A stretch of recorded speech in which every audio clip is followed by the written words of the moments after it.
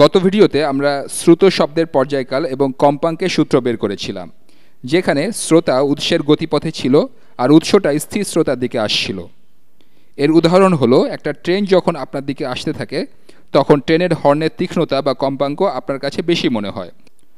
আমরা একটা thought experiment করে এটা করতে পারি। একটা বস্তু এখান থেকে চলা শুরু করছে, ধরি এখান থেকে একটা বস্তু চলা শুরু করছে। একটা পর্যায়কাল পর, পর্যায়কাল হলো একটা সময়ের মান, এটা হলো সেই সময় যেই সময় উৎস একটা সাইকেল সম্পন্ন করে। তাহলে প্রত্যেক পর্যায়কালে উৎস একটা সাইকেল নির্গত করে। এখন একটা পর্যায়কাল পরে আমরা জানতে চাই যে প্রথম তরঙ্গমুখ বা প্রথম পালস বা প্রথম ক্রেস্টটা কোথায় থাকবে, আর উৎসই বা তখন কোথায় থাকবে। ঠিক একটা পর্যায়কাল শেষ হওয়ার পরেই উৎসটা আরেকটা ক্রেস্ট বা আরেকটা সাইকেল শুরু করবে। উৎস থেকে এই তরঙ্গমুখ বা প্রথম ক্রেস্ট পর্যন্ত দূরত্বটা হবে তরঙ্গ দৈর্ঘ্য। এরপর যেটা নির্গত হবে সেটাও একই বেগে চলবে, আর এই দুইটার মধ্যে যে দূরত্ব থাকবে সেটা আমরা এই এক্সপ্রেশন থেকে পাবো। এই এক্সপ্রেশন আমরা বলেছিলাম এই দূরত্বটা অতিক্রম করতে কত সময় লাগবে। এখানে তরঙ্গ ভি সাব ডাব্লিউ দ্রুতিতে গতিশীল, এখান থেকে আমরা পেয়েছিলাম শ্রোতার কাছে শ্রুত শব্দের পর্যায়কাল, আমরা সেটা এখানে বের করেছি। আর শ্রুত শব্দের কম্পাঙ্ক হলো এটার উল্টা। এবার আরেকটা অবস্থার কথা চিন্তা করুন, যেখানে শ্রোতা এই অবস্থানে থাকছে, শ্রোতা এবার এখানে আছে। তাহলে এই সমীকরণগুলো বা এই সূত্রগুলো যেগুলো আমরা এখানে পেয়েছি, এগুলোর ক্ষেত্রে শ্রোতা স্থির ছিল আর উৎস শ্রোতার দিকে গতিশীল ছিল। এক্ষেত্রে উৎসটা শ্রোতার দিকে যাচ্ছিল,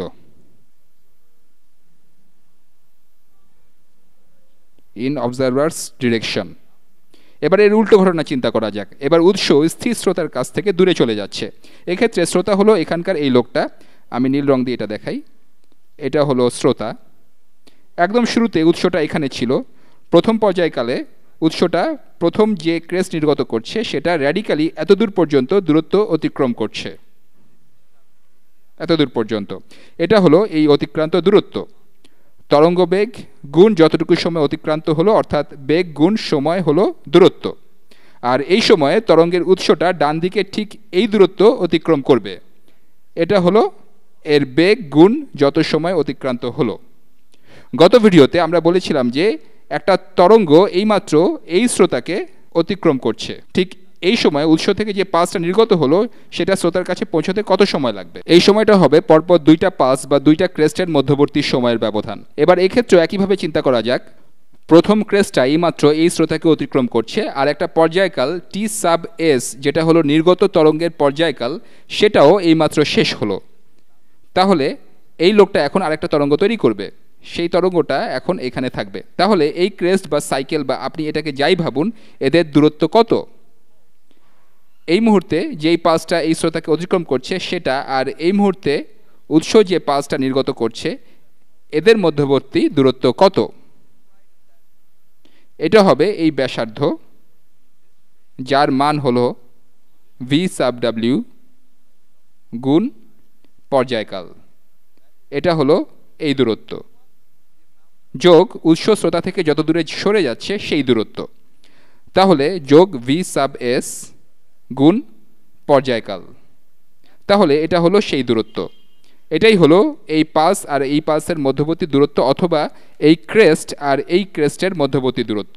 যদি সে এই মুহূর্তে এই প্রথম ক্রেস্টটা দেখে, তাহলে এই মুহূর্তে যে ক্রেস্টটা নির্গত হচ্ছে সে কতক্ষণ পর সেটা দেখবে? এই ক্রেস্টটা তার থেকে এত দূর রয়েছে। এটা হলো শ্রোতা আর ক্রেস্টের মধ্যবর্তী দূরত্ব। আমি এটা লিখছি, পরের ক্রেস্ট দেখতে যে সময় লাগবে বা পরের সাইকেলে একই পয়েন্টে আসতে যে সময় লাগবে সেটা হচ্ছে পর্যায়কাল। এই শ্রুত শব্দের পর্যায়কাল সমান হবে এই দূরত্ব তরঙ্গ বেগ গুণ উৎসের পর্যায়কাল যোগ উৎসের বেগ, কারণ উৎস তার থেকে দূরে সরে যাচ্ছে, উৎসের বেগ গুণ উৎসের পর্যায়কাল। এটা হলো প্রথম ক্রেস্ট হতে পরের ক্রেস্টের দূরত্ব। এরপর এটাকে তরঙ্গের দ্রুতি বা প্রত্যেক ক্রেস্টের দ্রুতি, যেটা হলো তরঙ্গ বেগ, সেটা দিয়ে ভাগ করতে হবে। আমরা টি সাব এস কমন নিতে পারি, তাহলে থাকে টি সাব এস গুণ ভি সাব ডাব্লিউ বা তরঙ্গ বেগ যোগ উৎসের বেগ ডিভাইডেড বাই তরঙ্গ বেগ। শ্রোতা যদি উৎসের গতিপথে থাকে তবে তার কাছে শ্রুত শব্দের পর্যায়কাল, উৎস যদি স্থির থাকতো তবে যে পর্যায়কাল হতো তার চেয়ে বেশি হবে। কারণ উৎসটা যতবারই একটা সাইকেল নির্গত করবে ততবারই এটা আরও কিছুটা সামনে এগিয়ে যাবে। তাই প্রতিটা ক্রেস্ট বা সাইকেলের উপর বিন্দুগুলোর মধ্যবর্তী দূরত্ব বাড়তে থাকবে, ফলে তরঙ্গ দৈর্ঘ্য এবং পর্যায়কাল বড় হবে। এখন আপনি যদি স্রোতার কাছে শ্রুত আপাত কম্পাঙ্ক জানতে চান, আমি এটা একই রং দিয়ে লিখছি। উৎস শ্রোতা থেকে দূরে চলে যাচ্ছে, এরকম ক্ষেত্রে শ্রুত শব্দের কম্পাঙ্ক হবে এই পর্যায়কালের উল্টো, 1/, পর্যায়কাল এখানকার মতো করে লেখা যায় 1/, উৎসের পর্যায়কাল হলো উৎসের কম্পাঙ্ক। 1/T(s) সমান হলো উৎসের কম্পাঙ্ক। কম্পাঙ্ক হলো পর্যায়কালের উল্টো, আমি 1 পর্যায়কাল দিচ্ছি। 1/T(s) হলো উৎসের কম্পাঙ্ক। তারপর আমরা এই অংশটা উল্টিয়ে লিখব, তরঙ্গ বেগ তরঙ্গ বেগ প্লাস উৎসের বেগ। তাহলে এই সিম্পল কেসের ক্ষেত্রে আমাদের কাজ হয়ে গেল। তবে এই বিষয়টা কিছুটা ইন্টারেস্টিং হয়ে যায় যদি স্রোতা ঠিক উৎসের গতিপথে না থাকে বা উৎস যদি সোজা স্রোতা থেকে দূরে চলে না যায়। কিন্তু এগুলো হলো দুইটা এক্সট্রিম কেস, যখন উৎস স্রোতার কাছ থেকে দূরে সরে যায় তখন এরকম ঘটছে। আমরা যে ভিডিওতে ডপলার ইফেক্ট নিয়ে কথা শুরু করেছিলাম সে সম্পর্কে ধারণা একটু পাকাপোক্ত করতে আর সেখানে করা ম্যাথসটা চেক করতে সেই সংখ্যাগুলো এখানে ব্যবহার করা যাক। দুটো ভিডিও আগের সেই ভিডিওতে আমাদের একটা এরকম অবস্থা ছিল যেখানে উৎসের বেগ ছিল ডান দিকে 5 মিটার পার সেকেন্ড আর তরঙ্গের বেগ ছিল 10 metre per second outward, 10 metre per second outward, বাইরের দিকে, র্যাডিক্যালি আউটওয়ার্ড। আর তরঙ্গের পর্যায়কাল ছিল, আমি এটা অন্য রং দিয়ে দেখাই, উৎসের পর্যায়কাল ছিল 1 সেকেন্ড পার সাইকেল আর কম্পাঙ্ক ছিল এর উল্টো, সেটা 1 সাইকেল পার সেকেন্ড বা 1 হার্স। এই সংখ্যাগুলো ব্যবহার করে দেখা যাক আমরা ডপলার ইফেক্টের প্রথম ভিডিওতে যে উত্তর পেয়েছি এখানেও একই উত্তর পাই কিনা। প্রথম বের করি এখানকার শ্রোতার কাছে শ্রুত শব্দের কম্পাঙ্ক কত। উৎসের কম্পাঙ্ক হলো 1 সাইকেল পার সেকেন্ড বা 1 হার্স। তরঙ্গ বেগ হলো 10 মিটার পার সেকেন্ড, এটা 1 সাইকেল পার সেকেন্ড। তরঙ্গ বেগ 10 মিটার পার সেকেন্ড, এখানেও তরঙ্গ বেগ 10 মিটার পার সেকেন্ড বিয়োগ উৎসের বেগ 5 মিটার পার সেকেন্ড। তাহলে এটা কত হবে? শ্রোতার কাছে শ্রুত শব্দের কম্পাঙ্ক হবে 1 cycle per second, 1 cycle per second গুণ 10/10-5 মিটার পার সেকেন্ড। এককটা বাদ হয়ে যাবে কারণ লব ও হরে মিটার পার সেকেন্ড আছে, তাহলে 10/10-5 বা 10/5 এটা সমান হলো 2।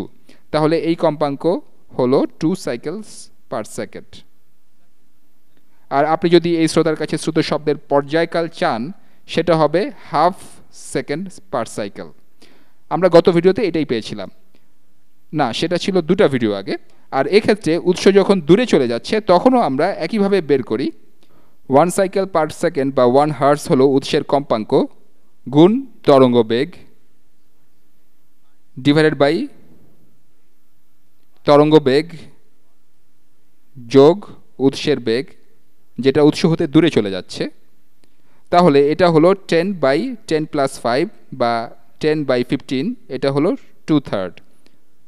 তাহলে কম্পাঙ্ক এক্ষেত্রে 2/3। এখানকার এককগুলো বাদ হয়ে যায়, থাকে শুধু সাইকেল পার সেকেন্ড। তাহলে কম্পাঙ্ক সমান 2/3 সাইকেল পার সেকেন্ড। আমরা গত ভিডিওতে কিন্তু এই সংখ্যাটাই পেয়েছিলাম। এখান থেকে অনেক কিছু বোঝা যায়। এখানকার শ্রোতা অল্প সময়ে অনেক বেশি ক্রেজ দেখবে, তার কাছে শ্রুত শব্দের কম্পাঙ্ক এবং তীব্রতা বেশি হবে। আর এই শ্রোতা নির্গত তরঙ্গের ক্রেস্ট বা সাইকেল একই সময়ে কম দেখবে, তাই তার কাছে শ্রুত শব্দের কম্পাঙ্ক এবং তীক্ষ্ণতা কম মনে হবে।